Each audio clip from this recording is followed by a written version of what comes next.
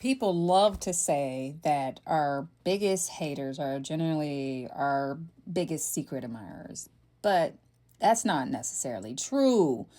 Just because someone criticizes you doesn't necessarily mean they're a hater.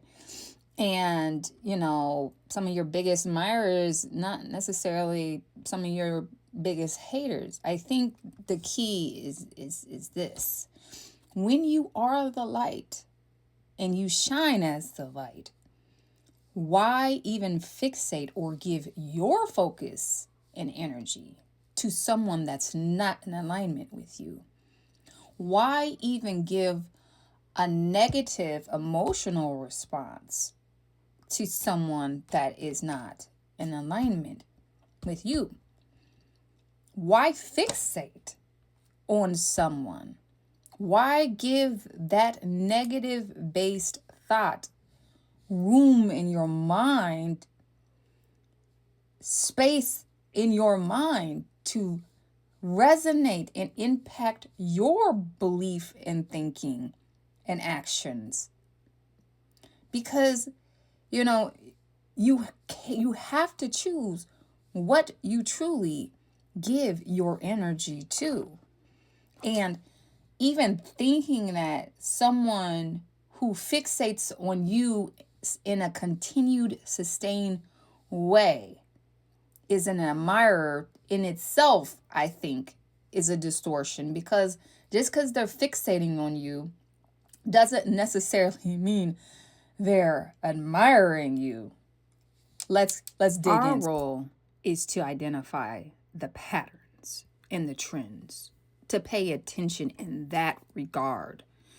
But we are not to focus on who is watching us. Instead, how we look at it, how like a spin on how we actually analyze it, is that if a person is negatively fixating on you, it means that they're fixated. They're not necessarily admiring you, by the way.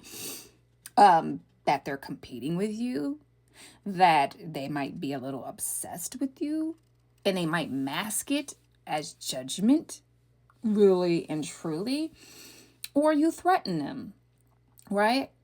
But your role isn't to fixate on that narrative, because you will bring life to their distortion and illusions. And your job is just to stay grounded and focused and to remain calm.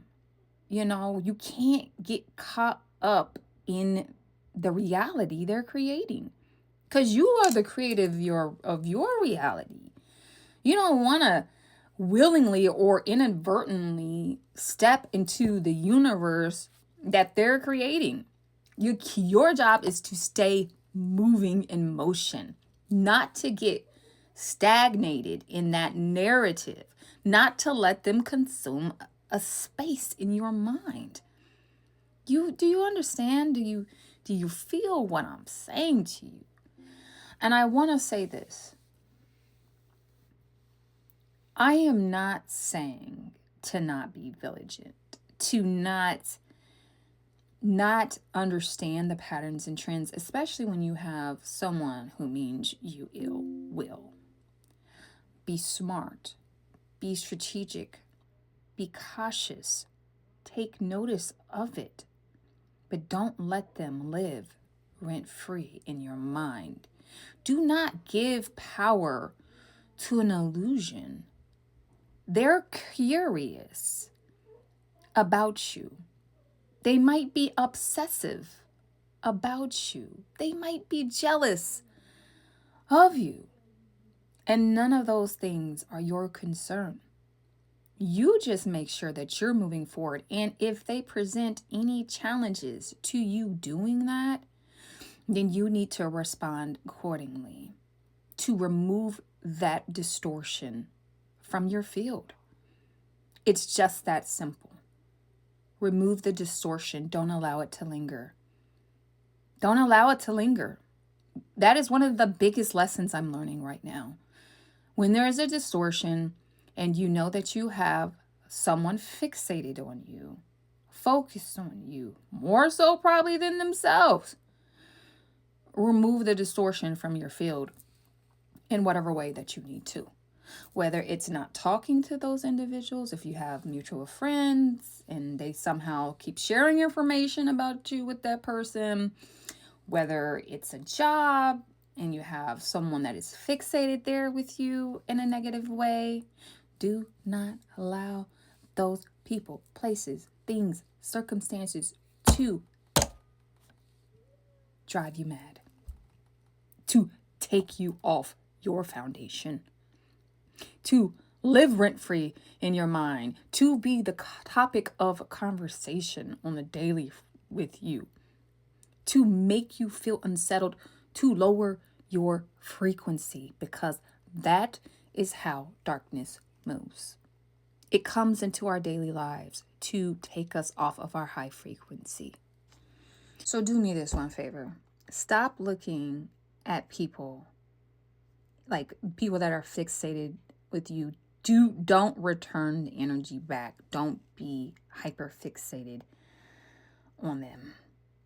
You keep moving forward. You pay attention so that you're protected, and you clear the field to make sure that the people around you are aligned, because being in the same space with people who don't mean you well is not good for your spiritual hygiene. I hope that this message is helpful. I hope that it resonates. Shalane Tukai. Peace.